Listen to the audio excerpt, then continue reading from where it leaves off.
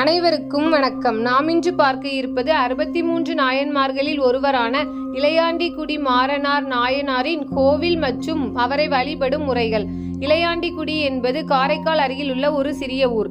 அங்கு உள்ள இளையாண்டிக்குடி ஈசானேஸ்வரர் திருக்கோவில் இவரது வாழ்க்கையோடு தொடர்புடையது.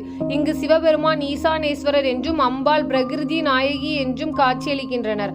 ஒவ்வொரு ஆண்டும் நாயன்மார் குருபூஜை தினத்தில் இளையாண்டிக்குடி மாறனாரை சிறப்பாக நினைவு கூறுகிறார்கள். கோவிலில் சிவபெருமானுக்கு அன்னதானம் செய்து பக்தர்களை ஊட்டுவது இவரது சேவையை நினைவுபடுத்தும் சிறப்பு முறையாக உள்ளது. தம் வாழ்க்கையே அடியார்களுக்கு சேவை என்கின்றது இவரது பெருமை. இவரின் பக்தியை நினைவு கூர்ந்து தினமும் சைவ சந்நிதிகளில் திருத்தொண்டர் தோகை பாடும்போது இவரின் பெயரும் சேர்ந்து சொல்லப்படுகிறது. இவரை நினைவு கூர்ந்து பக்தர்கள் சைவ அடியார்களுக்கு அன்னதானம் செய்வது, விருப்பப்பட்ட பொருட்களை பகிர்வது ஆகியன சிறந்த வழிபாடாக கருதப்படுகிறது.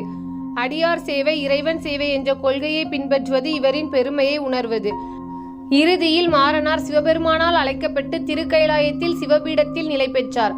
அதனால் பல சைவ கோவில்களில் குருபூஜை தினங்களில் இவருக்கு பிரத்யேக பூஜை நடைபெறுகிறது. சிதம்பரம் நடராஜர் திருக்கோவிலில் 63 நாயன்மார்களும் அங்கு ஒரே குழுவாக மணிமண்டபத்தில் சிற்ப வடிவில் காட்சியளிக்கின்றனர். அவர்களில் இளையாண்டிக்குடி மாறனாரும் காணப்படுகிறார்.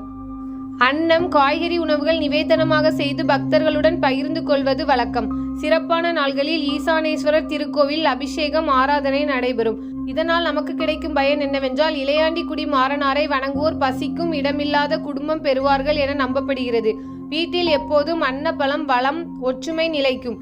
அடியார்களை மதிக்கும் மனம் பிறக்கிறது. தினமொரு கதையில் கதை கேட்ட அனைவருக்கும் நன்றி.